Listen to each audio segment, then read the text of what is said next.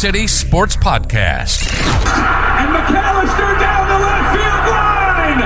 Connor Tate is going to round third. He will score. And rounding third is Blaylock. He will score. And the Dawgs walk it off.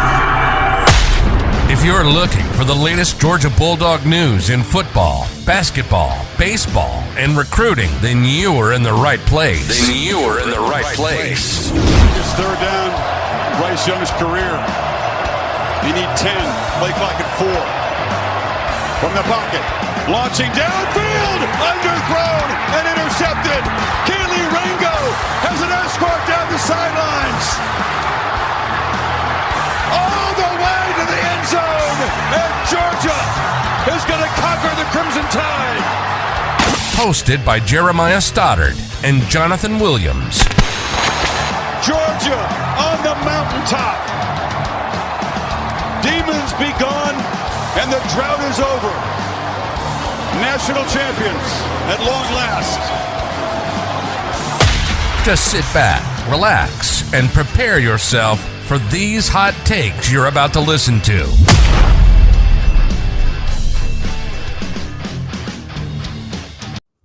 All right, welcome back to another episode of Classic City Sports Podcast. As always, Jeremiah Stoddard and Jonathan Williams. Apologies again for our inconsistent schedules as we keep shifting stuff up as the off season continues.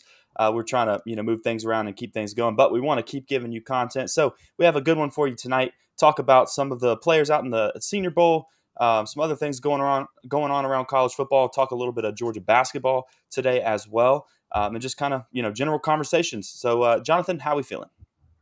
Good. Don't get used to this either because it's probably going to switch next week because next week is Super Bowl Sunday, so definitely will not be doing a show on Sunday. So it's probably going to be a different day next week too. So, but after that, after Super Bowl Sunday comes through, we should be all right for the most part after that. NFL will be done, and we should be able to just kind of coast through the offseason once that hits. But, doing good. Excited to just do some, like you just mentioned, some general conversation about Georgia sports. Finally throwing in some basketball. Probably should have done that a couple of weeks ago. I think we gave them a little shout out though, as they I think they got a win in the middle of our show. So I think we did give them a little bit of a shout out.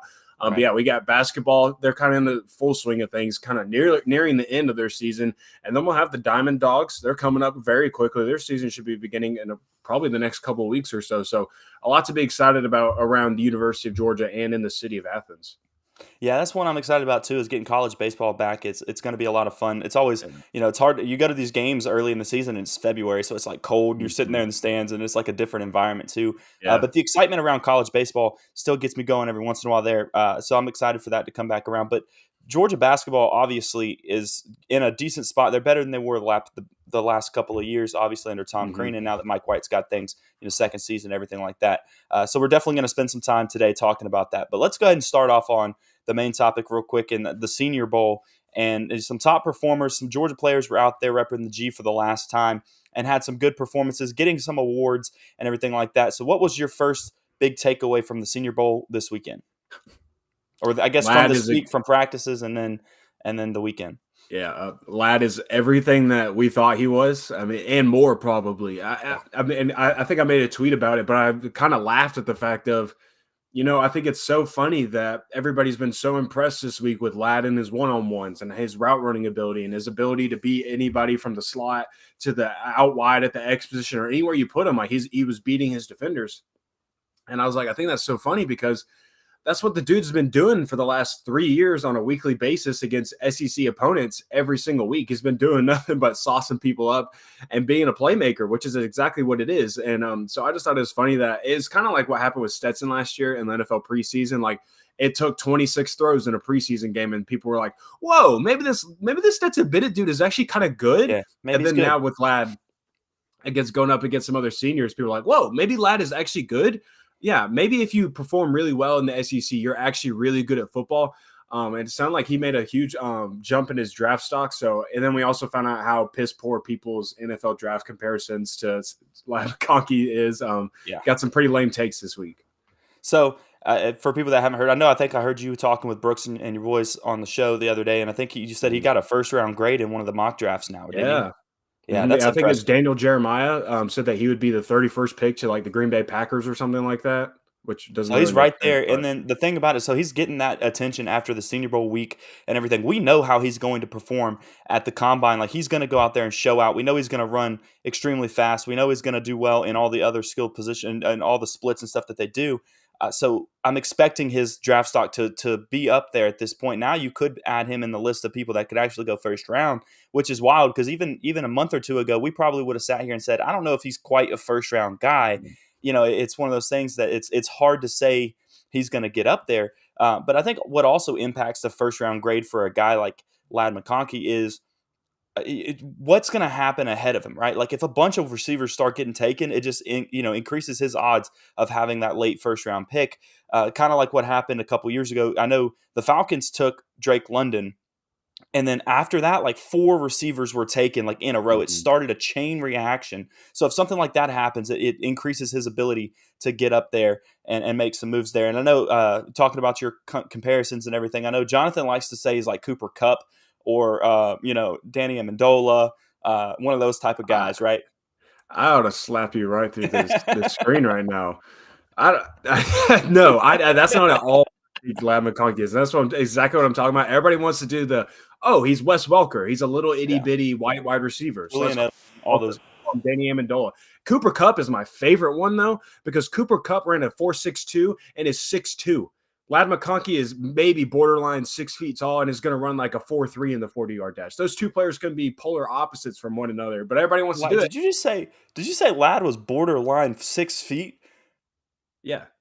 Is he actually close to 6 feet? I was thinking that man would be closer to like a 5'9". Like, dude, I'm he's pretty small. sure when they did the Senior Bowl measure ins, I'm pretty sure he measured in like right close, either right at 6 feet or a little bit under it.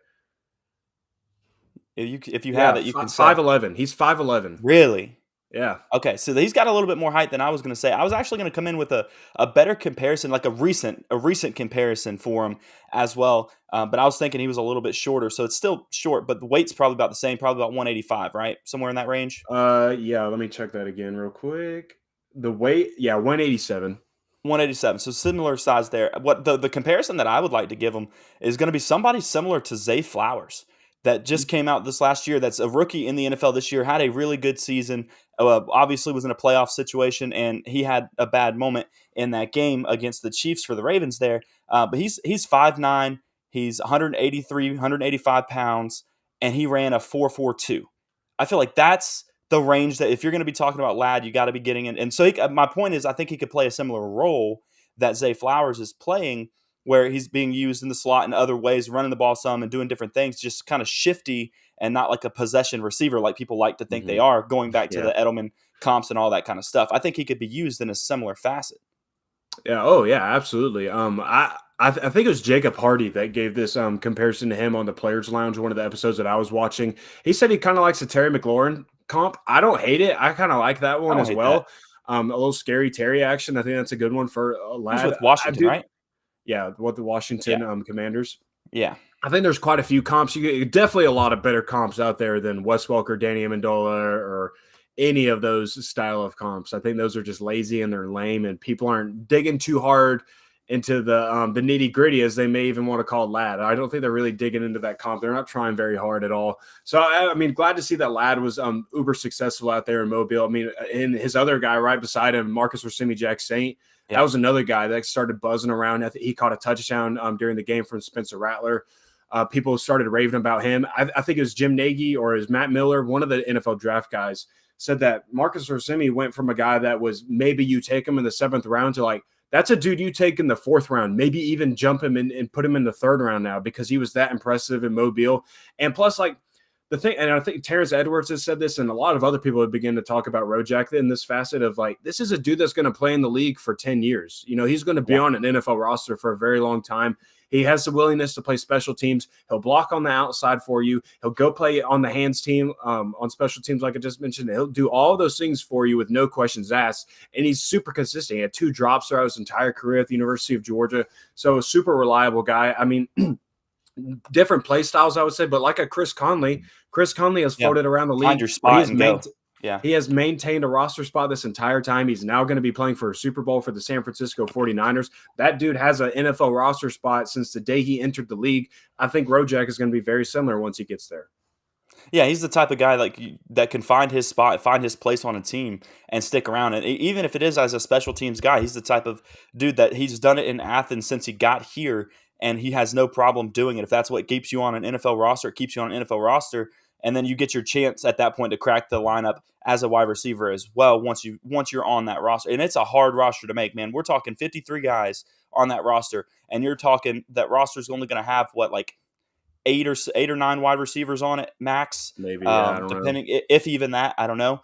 But there's only a few spots on that roster for you to crack into, and so yeah, I think that's a good spot. Talking about Chris Conley doing the exact same thing. He's bounced around the league a few times, but he seems to find his place and he seems to be making plays. He's on the Chiefs now, isn't he? No, he's on the 49ers. He was 49ers, drafted that's by right. the Chiefs. He was drafted by the Chiefs. Well, I was just saying, I remember seeing him this weekend, and I got mixed up with which team because I remembered he got drafted by the Chiefs, but he's played for what, 4 different teams? Yeah, I know he was in Jacksonville for a little bit, and I don't know why I'm blanking on his other team right now. I know that Wasn't there's the another Cardinals, one in was there. it? Was it the Cardinals? I don't think it was the Cardinals. Not the Cardinals. Either way, but I think he was Yeah. on 4 different teams so far. So Mhm. he's finding his spot around the league, and that's something that Rosemi Jack Saint can do, Rojack.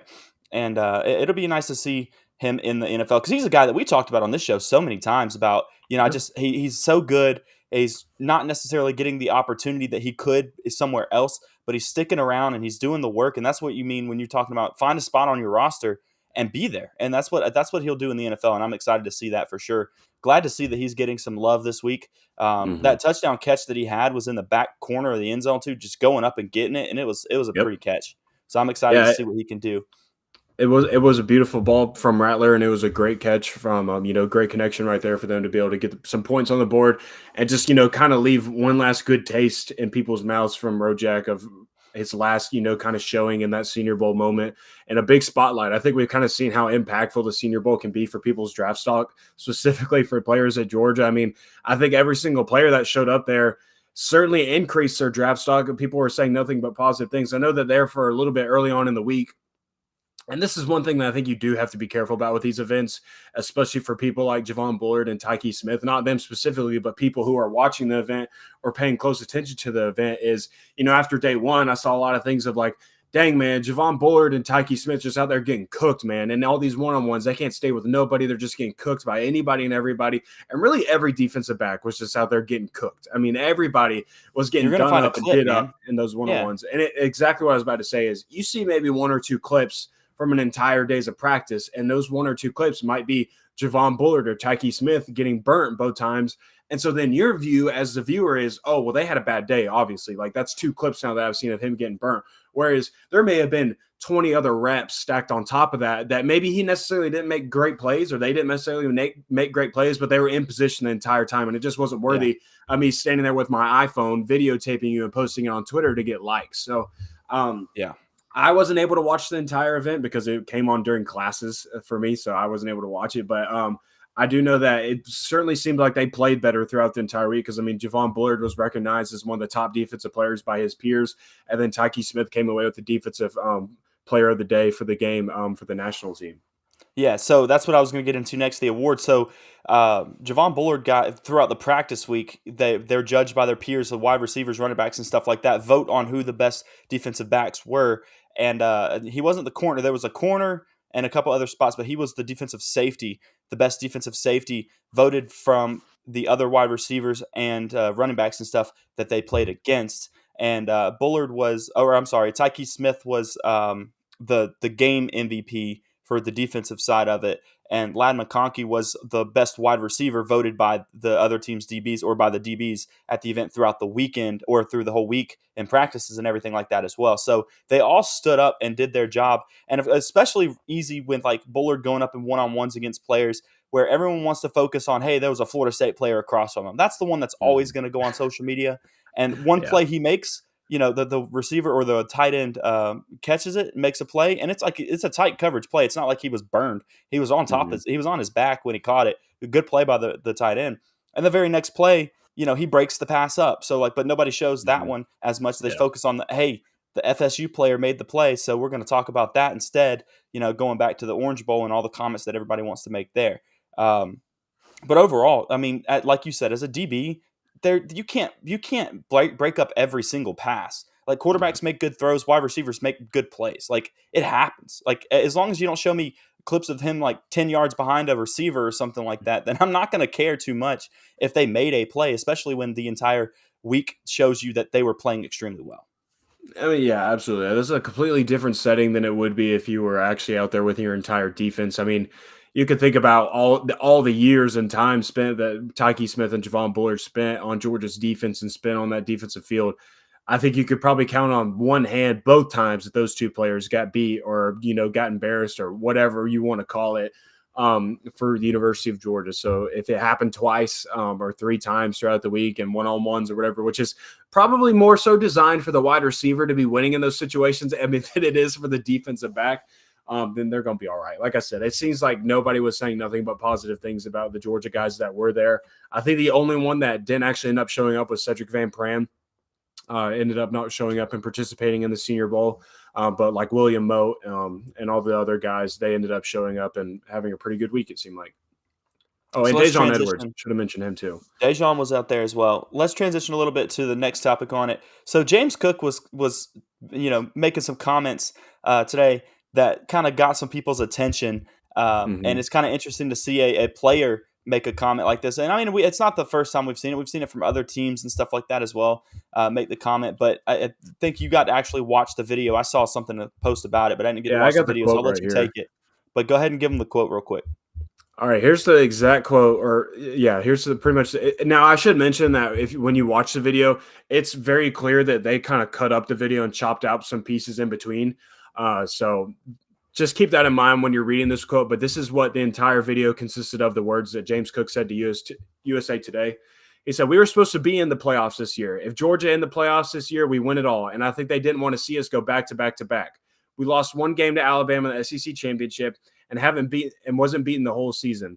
It was like the same scenario my last year in college. We won every game and lost to Alabama in the SEC championship, but we still got in and went on and won it all. But I still feel like they knew Nick Saban was going to retire, so they tried to sneak him in one." Any thoughts on that, Stoddard? I mean, I got plenty of thoughts on it overall. One, I love James Cook, and he's balling in the NFL and everything like that. I don't know if he was baited into this comment or something like that. That's the question, because sometimes like if you watch like the lead up to videos and clips, sometimes that's what it is, where they're kind of getting you to kind of poke at you and stuff. But I don't necessarily love making the comment, because I'm the type of person that's like, once the season's over, man, we knew going into that game, if Georgia loses, they're not making it. We had that I had that set in my head that once Georgia lost, they weren't going to be in the playoffs. So to me, it's not something that I would have, wanted to go out and say, but I understand what he's saying and where he's coming from. Because like what he said his last year at Georgia, you go out there and, you lose that game, but then you go beat that same exact team for a national championship a month later. So I understand what he's talking about, because obviously, the football team itself was good. They had a bad day, but that's the way football works, man. You have a bad day, that can be all it takes. You get one of them, and that's all you got. So personally, I don't love the comment, but it's interesting to think about, like, if that is like what people look at it as, or are they thinking that they pushed him in? Because the way it all sounded with when Saban retired was he didn't even know 5 minutes before. He's doing interviews for a position coach right before he goes and meets with the team and ends up retiring. So I don't think that's true personally, but who knows? Maybe it was. I mean, first off, so the question that he was asked was not included in the video in the little YouTube short that USA Today Sports posted. Yeah. So don't know the question that he was asked. But I would also say in a lot of these scenarios where you get like former players answering questions or anything about the season, about their former team or whatever, what are they supposed to say in those situations? Like say the question was, do you feel like Georgia was robbed of the college football playoff spot, James? What is he supposed to say? Like, hell no. Nah. Like, those dudes suck this year. They didn't need to be in the college football playoff this year. You can't say that about your alma mater. So, of course, he's going to be in there. Poked, right? Like, they poke you with the question. They probe you with ask the right question. To get that headline. That's what they do.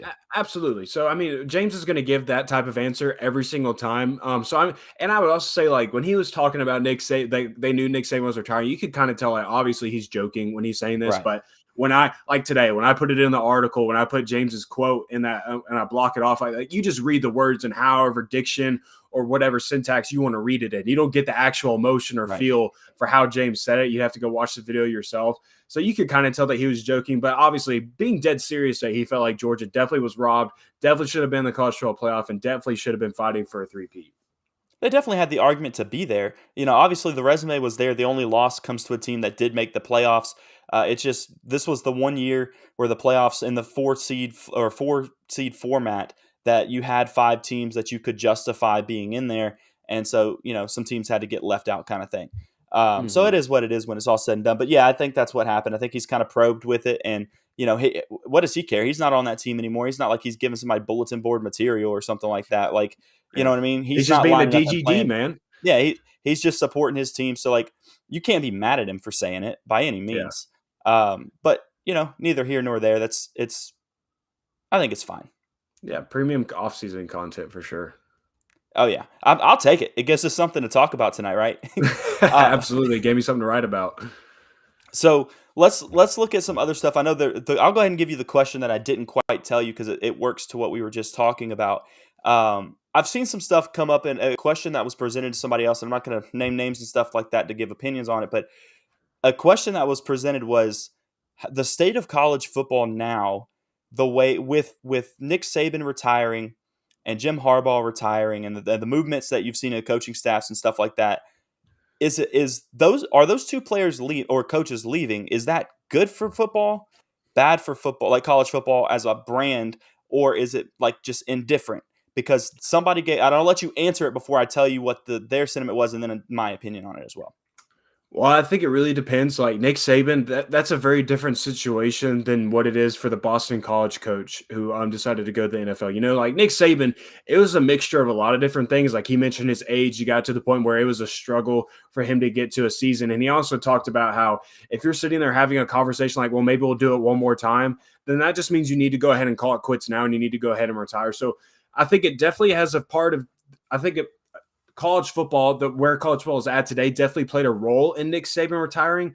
But I think what's bad, or I shouldn't say bad, but I think what's pretty eye-opening and what's pretty you should be a little bit cautious of is the Boston College coach coming out and saying, I am leaving college football because it is simply too much for me. This is not a head coach. I can't remember his name. That's why I'm not using his name. But this was not a head coach leaving his program. This was an offensive coordinator. So not even the head man of his organization. This was the offensive coordinator saying, I am leaving college football because this job is too much for me. The calendar year is too much for me to handle. I just can't do it anymore. I'm going to go to the NFL. And this is something that I've talked about. This is something that me and Brooks and Christian have talked about on our show. A lot of people, as you've mentioned, have talked about this topic of college football is entering this time, and Kirby Smart himself has even hinted on this as well, that it's getting a lot to be a college football coach at any type of level, at any position whatsoever. It is a lot to be involved in this game, and it's starting to take some good people out of the game. Like I said, I think it played a role in Nick Saban leaving. It certainly played a role in this Boston College coach leaving, and now you're hearing more about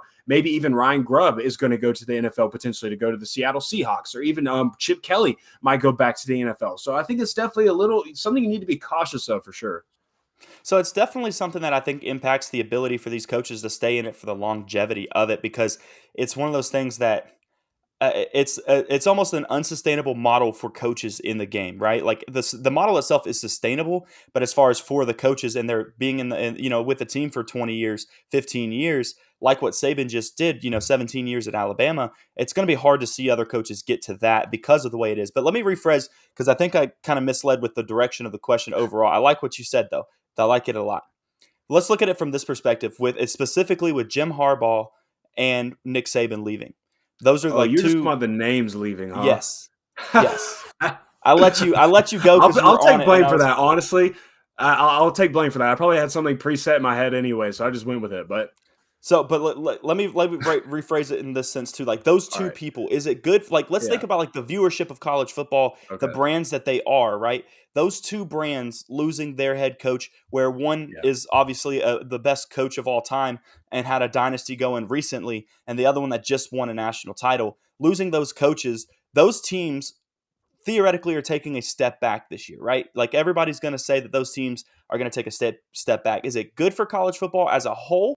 in the sense of you might be able to bring more viewers from other teams, other coaches being able to kind of come up? Is it indifferent? You don't think it's really going to impact the viewership of everything? Or is it bad for football because those two teams are going to be down? They're going to lose potentially viewers and stuff for college football and that as the product itself.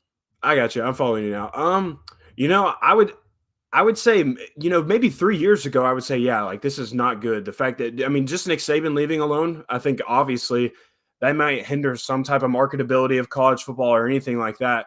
But let's be realistic about it now. Texas is on the up and coming. That's arguably the biggest brand in all of college football. Everybody, Texas is one of those household names. And then even Oklahoma just joining the SEC. That's going to do wonders for them as well. And then you can say what you want about Michigan. And I know Jim Harbaugh himself, he likes to give these flashy quotes and these quotes that are clickbait material and everybody gets engaged about it and he gets people all riled up or whatnot. But under Brady Hoke, Michigan was a mediocre football program and nobody gave two craps that they were a mediocre program. It didn't do anything bad for college football. And I don't think Michigan is going to be a mediocre program under Sherrone Moore.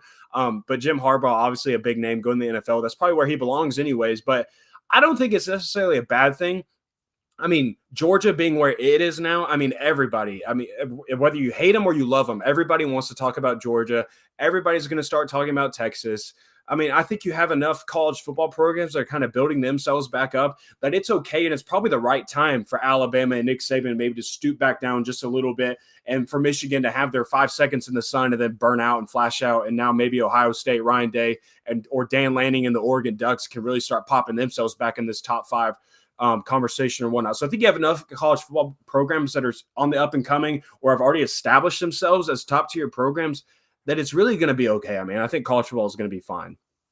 See, all right, so their perspective on it was, the opinion that they gave was that it's actually going to be better for college football as a whole and like the viewership part of it because it gives the opportunity for another team, another coach to really elevate themselves and hopefully and maybe bring more viewers to the sport because it's a team from a different school that necessarily didn't have the biggest following and all of a sudden they can get into the spotlight, make the playoffs, go win a championship, and all of a sudden they got more fans around them. My opinion is kind of along what you were just talking about. Is I actually don't think it hurts nor helps. I think it is indifferent. I think it's obviously going to take a step back for Bama overall, but Bama's not losing fans for it, right? Those fans are still going to be there and watch every Saturday. Michigan's the same way. They're not going to stop supporting their team. So those two teams aren't taking a step back. All you're going to see is what you're talking about. Now we're going to have a Steve Sarkisian, a Dan Lanning get in that conversation with Nick Saban, and all you're going to do is you're going to have two coaches that are decent, good coaches that already have the following with their fan bases take over that spot, right? You still got Ryan Day at Ohio State, so it's like not even like the Big Ten is going to take a dip overall. They still have a team, and now they've got Oregon and other teams coming in. I think it's just the same. I don't think it makes an impact either direction. Because you're going to have, it's not going to be like you're going to have a team from, you're not going to have UCLA all of a sudden have a coach that comes in and just brings that program to a top 4 type team immediately or in the near future. I think those programs aren't going to be really good in general, so it's not really going to change anything. But that's just my sentiment on it. Is I think the game itself actually stays pretty much the same as far as the trajectory of viewers. Even though like Bama fans are going to hate that he's gone, Michigan fans are going to hate that Harbaugh's gone. I just think that the coaches that are still like what you would consider tier 2 coaches, like behind your Kirby Smart and Nick Saban and maybe Jim Harbaugh at the time, those coaches are now going to step up and be up there where it's Nick Saban, Steve Sarkisian, Dan Lanning, coaches like that. And it's somebody else is going to take the spot that's already in the spotlight with their team. Yeah, I just don't see head coaches having this big of a pool, honestly, about who's engaged with college. Like you either love college football or you're an NFL fan who thinks it's lame and stupid and that nobody should watch it. You fall into one of those two umbrellas, or you're also in the other categories. Like I really just don't care, to be honest. But every coach has to go through these cycles of legends retiring, and they still continue to succeed. Bill Belichick. He's not going to be coaching the NFL this next year. It looks like the NFL is going to be fine. The NFL is king, and they're going to have great ratings no matter what. You could have toddlers coaching those teams, and people are going to tune in. Millions and millions of people are going to tune in every single week to watch their NFL teams. But when the NBA, when Greg Popovich officially has to go on and have his departure, that sport's going to be fine. Coach K when he left. I mean, the sports are going to live on. Eventually, fine. these legends are going to come and go. And you know what? That might kind of hinder these programs, and it might hinder their successes for a little bit. And they might not be the standard that you love them for, or the standard that you are accustomed to them being for the longest time. But the sport overall is going to continue to adapt. Someone's going to step into that spotlight, and then it's going to be someone else that you talk about like this. And when they leave the game, you're going to be like, whoa, does this hurt college football now that Kirby Smart is no longer coaching? You know, the game will transition, the game will adjust.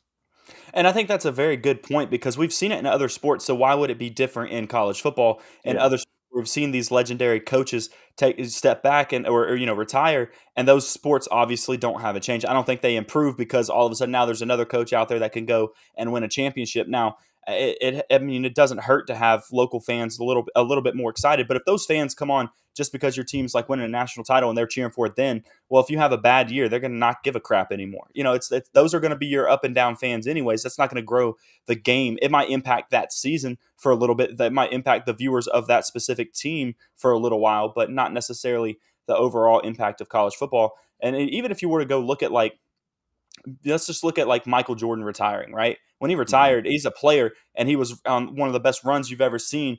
And that didn't impact basketball when he left, right? Like LeBron James is, the best player playing right now and one of the arguably the best players of all time as well. When he retires, basketball is not going to take a step back because he's not playing anymore. Those things I don't think they impact it either. So I think the game stays right where it's at. I'm not going to speak on MJ. I was not old enough to understand anything what was going on then, so I'll keep my mouth shut on that one. But point being that like the brand itself of basketball, like it wasn't like I use a better, obviously the current time stuff talking about like. Well, LeBron that James, might right? be a good comparison. I think that's kind of how people view Nick Saban and Kirby Smart already. I think that is kind of how people view it of, Nick Saban being the Michael Jordan and maybe Kirby Smart is going to be this LeBron James figure of. I think when they both hang it up, you're going for the eternity of time. You're going to have this argument of probably people saying Kirby Smart's to go or Nick Saban's to go. Now, one side might be super ignorant in their thinking, which we could probably guess which side that might end up being. It's going to take a lot for Kirby Smart to get him into that realm of thinking, but it could potentially happen. It very well could become that. Yeah, it's going to take some time for him to get there. And it's the same conversation that like we're looking at. I know this is kind of segueing, but I'm a little ADD, so I go on different topics like that. But I mean, the conversation's already starting up right now about Patrick Mahomes and Tom Brady and like where they're at. And Patrick Mahomes hasn't won his third yet. Now he's playing for a third one real quick. He could win a third one this weekend, and he'd be on track for what Tom Brady did in his career. But when you're talking about a guy that's got 7 rings versus a guy that's got 2, which is Nick Saban and then Kirby Smart, you can't quite compare them yet, right? Like I can say that Kirby Smart is the best active head coach, but it is going to take, I would say it's going to take at least 2 more national championships for me to really be able to say, oh, he's on the track for it right now. Because, what if Kirby Smart takes a step back and now with the 12-team playoffs, it's a little bit harder to get to where you're trying to go. You make the playoffs more often, but you got more games to play to get there. I think you got to see him win 2 more to get up to that conversation to where now let's talk about it. So that's when I look at like Patrick Mahomes, I need to see him win, 2 more for me to be like, all right, now he's really on the track for it, in my opinion, to be able to get there. That's just how I think about it. But also shouts to Dan and Harrison. We appreciate the invite to your house tonight as well. Thanks for that. Tom Brady's the Bill Russell of the NFL. You heard it. Wow. I'm just kidding. I told my buddy who's a Patriots fan. Man, I texted him the other day and I was like, Tom Brady's just Bill Russell, bro. He just won a bunch. He's not the most talented. He's not the greatest to ever play. He just won a bunch. He's just Bill Russell. And so I just said, any of the Tom Brady fans that we have listening, if we have any, just keep that in the back of your mind. I think it's I think it's like if Patrick Mahomes, I will say this to go along with what you're saying, if Patrick Mahomes does get up there where he's got like 5-6 championships, I would say like the talent level, like if you watch the 2 of them play, like, and I guess that's a little bit ignorant going back to like the time of it. Like I did watch Tom Brady a long time ago, obviously, but I was younger and maybe the recency bias of it shows me how good Patrick Mahomes is like still, and he's in his prime right now. So that's a little different than looking at Tom Brady as he's finishing up his career. But it's interesting there. All right, so let's talk about this. One more football topic, and then we can go on to basketball for the night and wrap the show up. So the NCAA and Tennessee are going at it again. And I don't want to necessarily get into the Tennessee problem overall, right? Yeah, deja vu. We just talked about this 2 years ago, like, and they were already in it. So the difference this time, though, is last time Tennessee was inviting them in there to get rid of Pruitt because they wanted to get rid of that coach without having to pay the buyout. This time they don't want to get rid of their head coach. This time they want their head coach to stay, and this time they're putting middle fingers up to the NCAA. That's what I want to talk about more than the actual problem itself, because the problem is, you can debate certain things, and they came out with a huge statement against the NCAA, right?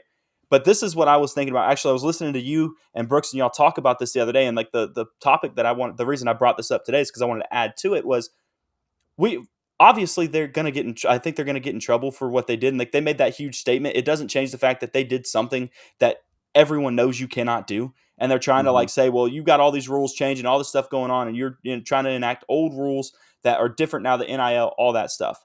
My point that is, I was waiting. We talked about this a couple years ago as well. I was waiting for a team to look at the NCAA in the eyes and say, no, sorry, we don't want, like, screw you. You're just, a random name out there. You're not actually doing what you need to be doing in college football overall. We're going to do what we want to do, and you can get out of here. That's the thing is, what impact do you think that's going to have on college football? I guess the impact it's going to have on college football depends on what the result is of this situation. If the NCAA comes out right now and just puts the hammer down and says, no, you can't just say screw you, this is what's going to happen, and it goes that way. Or if the NCAA just kind of says, okay, and steps back and lets it go, then nobody's going to respect the NCAA, even though they already don't really in the first place. Yeah, I think it's pretty significant that this is going on. And then also you got this news about Big Ten and SEC administrators like banding together to like help save the game. That wasn't the phrasing that they used, but basically it's what it sounded like. They were trying to help guide college football to a better direction, which people viewed that.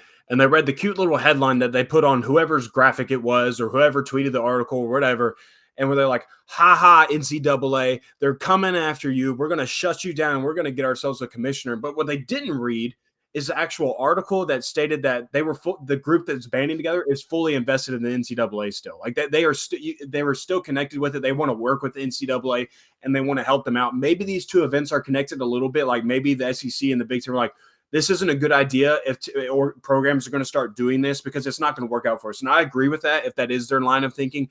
I don't think it's a good idea for programs to just say like, well, screw you. We're just going to keep doing what we want, because once they do it, then Michigan's going to turn around and do the same thing when their investigation continues. And like, screw you. We'll keep on cheating because we don't respect you. We don't think that you have any sort of say in this conversation. Right. Whatever you want to do, whatever you want, but you have no effect over us, and it's just going to continue to pile. I think that's where we get in this conversation of college football is in trouble. Yeah. So mute point there, but. So you know what? If Tennessee, if you want to do that, that's fine. If that's the direction you want to go in, have at it. But also, like you said, that they didn't really invite them into this time. Like they didn't, in the sense that they didn't like ask them to come investigate them to get rid of the head coach. But I think they dang near came close to it because they were the ones that wanted to leak this information about. Oh well, we paid this player who we're not going to name $8 million. 5-star. The 5-star in our entire recruiting class, who we just signed not too long ago, $8 million. You mean Nico, the 5-star that's in your recruiting class right now? Like, not hard to bring 2 and 2 together. That was basically saying, like, hey, come on and investigate what we got going on and come see how deep our pockets are and see what we got going on around our program. So I think it's just another case of Tennessee. You're being way too loud about what you got going on. Look at everybody else. Nobody's being loud about spending their money except maybe Texas A&M, and they were being loud about money that they weren't even spending because they weren't even paying their players, it sounds like. So just pipe on down, be the borderline upper tier, mid-tier SEC program that you are, and just keep on thriving. Like, what are we doing, man? Yeah, and then they do that, and then obviously the NCAA knows to like pay attention to the Nico recruiting cycle, right? So they're going, okay, if you're willing to do that with him, what would you might have done? And guess what they found? A private flight from California to Tennessee and back for recruiting, and then he signs after that. So that's pretty freaking telling that you did something at that point, and that, my friends, is against the rules. You cannot do that. Like that's how it works. I will say the NIL money, Stoddard, so it's legal. The NIL contract that Nico signed, I don't know if you know this, it's actually really interesting the way they did it with the collective. So like all of his deals that he got they give it to him, but any extra NIL deal and stuff, it all goes back through the collective. And so like if he were to go to a different school, they still get his NIL money to pay up that money that they gave him essentially. Like they actually did that the right way in the sense that like he couldn't just leave and take the money and go. Like his NIL money at a different school would still go through the collective at Tennessee, which is insane. Good for them. They figured that one out. They did. They finessed that situation. They really did. And they set the market for what quarterbacks cost in college football now, about $2 million, $1.5 to $2 million, depending on the quarterback. Set it way, way high. They set it, but they set it high and they set it early. That was the thing. They did it before anybody else was doing it.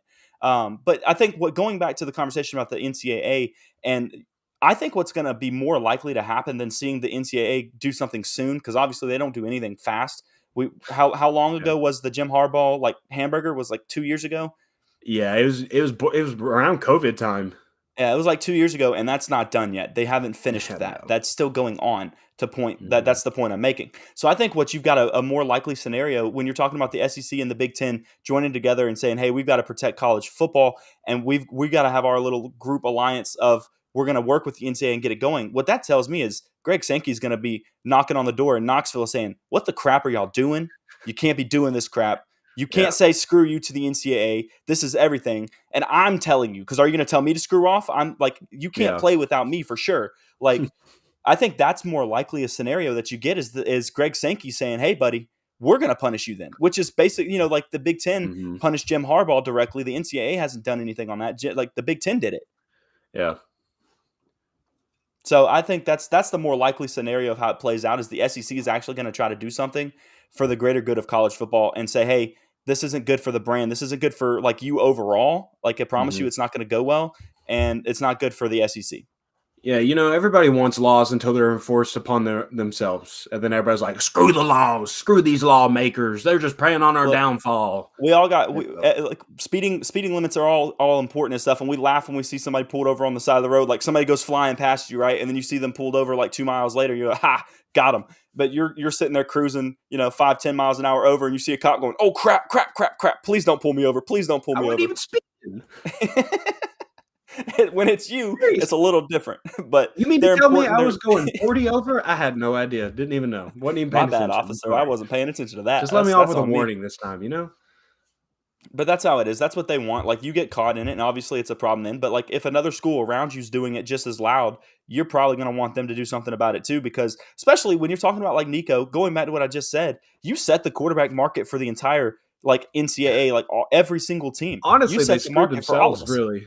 You did. You screwed yourself, but you screwed everybody else. So you think other teams and people are going to be supportive of you for this? Why would they? You were too loud, man. Chill out. Yeah. Now any 5-star that comes knocking through your building and they're like, well, we know it took for you to get Nico in here. So time for you to pay up for me if you want me here.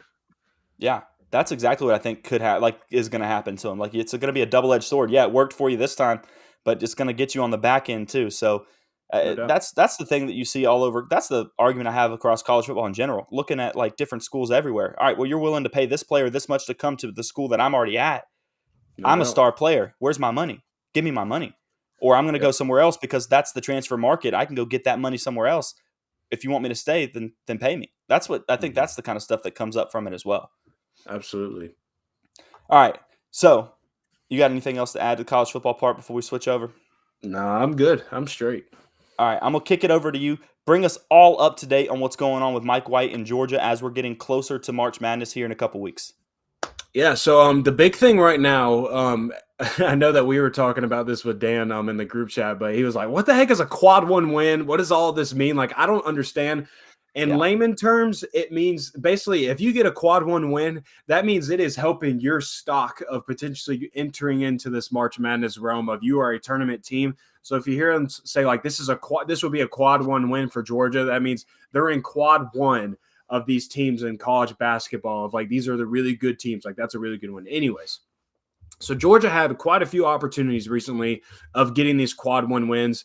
Yeah. They played Tennessee, who's a top 15 team. They played Alabama, who was ranked number 1 in the SEC as well. They played Kentucky. They had a game against Florida, and then they recently had a game against South Carolina. They're on quite a skid right now. A lot of those games they probably should have won. Tennessee probably should have won that one. Alabama should have won that one. You were up against South Carolina at halftime. A lot of these were home games as well. Those three I just listed off were home games. it's really just gotten to the point of like, this team just has to learn how to close. They've got to learn how to close out games. And I mentioned this on our show last week and I think this is kind of where you get into a little bit of trouble when you bring in a lot of transfer portal guys. It's kind of the meat and the heart of your team. These are guys that have never played before, and they, every single game they're learning how to play with one another. And you're getting into this point in the season where they should know how to play with one another, but you might have some deficiencies on your team that others aren't having to deal with right now because you really don't have that continuity that most do. I don't think it's a major problem.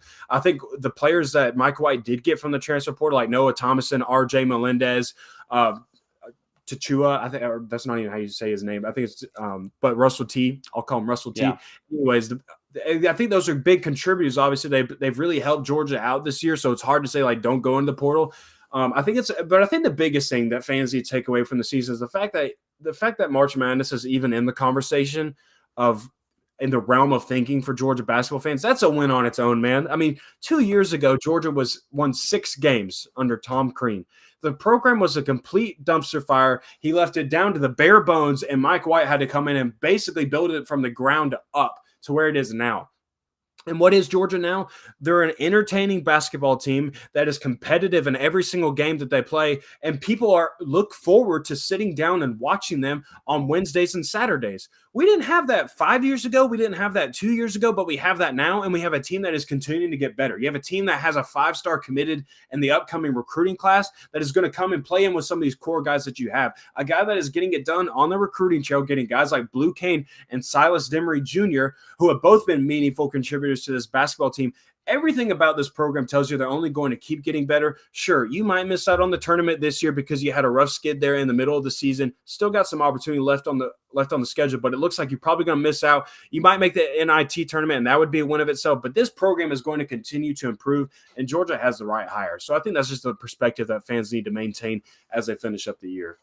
Yeah, I think the biggest thing is like everybody was looking at this season as so much better. 2 years under Mike White, all of a sudden you were rolling. You get into SEC play. The first 4 games or so, you win like 3 of them in the SEC play, and so you're moving right. You've got a couple big wins, out of conference up to this point, and then all of a sudden you start to like the big games that are notable are the ones you're talking about as well. I mean, when you got Alabama. And you're up by a ton against Alabama in that game. 17-2 at one point, I think. Yeah, you're up by a ton, and you're up late still. You're up late for a while, and then it flips on you, and you got to win that game. That's a huge win. I mean, that's a massive win. That's the top team in the SEC. You got to win that game when you have them like that. And then I just blanked for a second. Tennessee, you're up in the second half. You're up by like 9 or 10 points as well. You got to win that as well. When you're in the second half and you've got a double-digit lead or like right around a double-digit lead, you got to be able to win those games. At home, you got to win those games. So when you end up losing those games, then you start feeling a little bit like, dang, like we got to be able to get those big ones in. We got to get the ones that you should win. And I know those teams aren't necessarily one you should win, but you get into a moment of the game where now you should win. You got to be able to do it. So I think moving forward, Georgia's got 9 games left before March Madness time and everything like that. 3 of those games are against teams that are better than you. 3 of them. You got Auburn twice, and you got Ole Miss. Those 3 teams are better statistically than you record-wise and everything like that.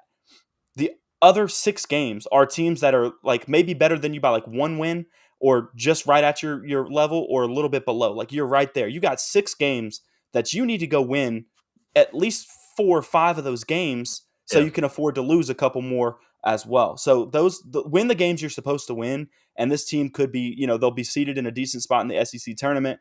You do well in the SEC tournament, and then you can punch your ticket into March Madness. That's what they got to do. Yeah, I think you definitely entered the portion of you've definitely entered the section of you've got to beat Florida. You got to avenge that loss. Definitely at least got to steal 1 from Auburn. You got to win one of those games, and you take care of business the rest of the way. And then you also probably got to make something shake in the SEC tournament. Like you got to make a pretty significant run in the SEC. You can't be out in round 1 or 2. Yeah, to really solidify yourself as a tournament team. But hey, like I said, that's okay.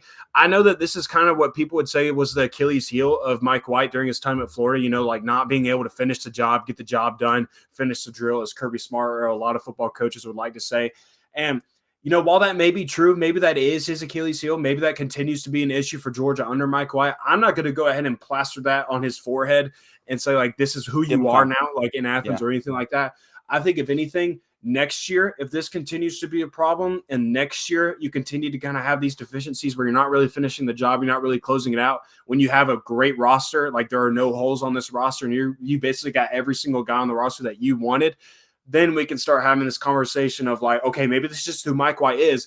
But hey, it's still better than where we were. This is still a great basketball program. He's going to have you as a competitive basketball program. And what if Georgia basketball fans had always said, like, just have us in contention for the tourney? Like, that's all we want. We just want to be in contention to play in March Madness every single year. And Mike White's doing that in year 2. And if this is what it continues to be, then I think Georgia fans are going to be happy enough with those results. As long as you get to the tournament, you just got to get to the tournament, give them that taste of it again.